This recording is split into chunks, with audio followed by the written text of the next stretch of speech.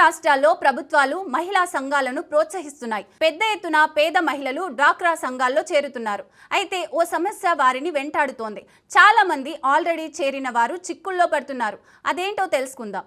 ఆంధ్రప్రదేశ్, తెలంగాణలో ప్రభుత్వాలు మహిళల్ని కోటీశ్వరులను చేయడానికి ప్రయత్నిస్తోంది.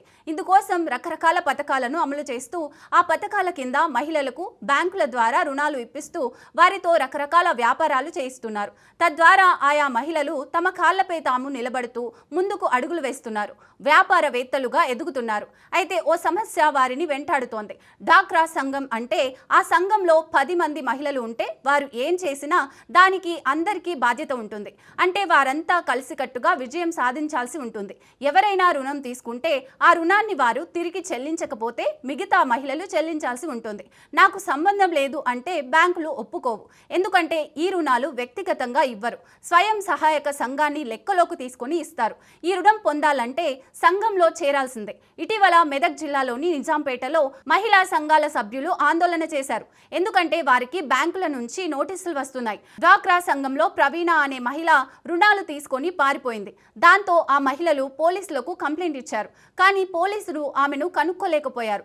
బ్యాంకులు ప్రవీణ చెల్లించాల్సిన రుణాలను చెల్లించాలని గ్రూప్లోని ఇతర మహిళలకు నోటీసులు పంపించారు. దాంతో ఆ మహిళలు మాకేం సంబంధం, మేమెందుకు కట్టాలి అంటున్నారు. డ్వాక్రా సంఘాల్లో చేరితే ఇలాంటి సమస్యలు కూడా ఉంటాయి. ప్రభుత్వాలు మహిళల్ని డ్వాక్రా సంఘాల్లో చేరేలా ఎంకరేజ్ చేస్తున్నాయి. రుణాలు ఇప్పిస్తున్నామని కానీ వాటిని చెల్లించకపోతే ఎలాంటి పరిణామాలు వస్తాయో లోతుగా చెప్పట్లేదు. అంతా బాగున్నంత కాలం ఏ సమస్య రాదు. ఎప్పుడైనా సమస్య వస్తే మాత్రం బృందంలో మహిళలంతా బాధ్యులవుతారు.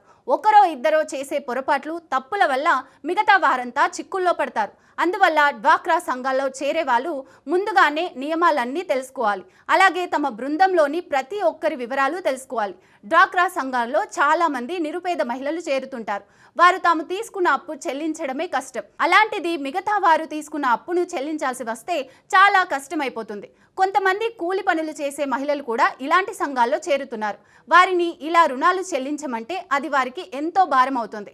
ఆ సంఘంలో చేరి కోటీశ్వరులు అవ్వడం సంగతేమో గానీ అసలుకే సమస్య వస్తోంది. అందువల్ల ప్రభుత్వాలు డ్వాక్రా సంఘాల్లో మహిళలకు రుణాల విషయంలో కొంత వెసులుబాట్లు కల్పించాలి.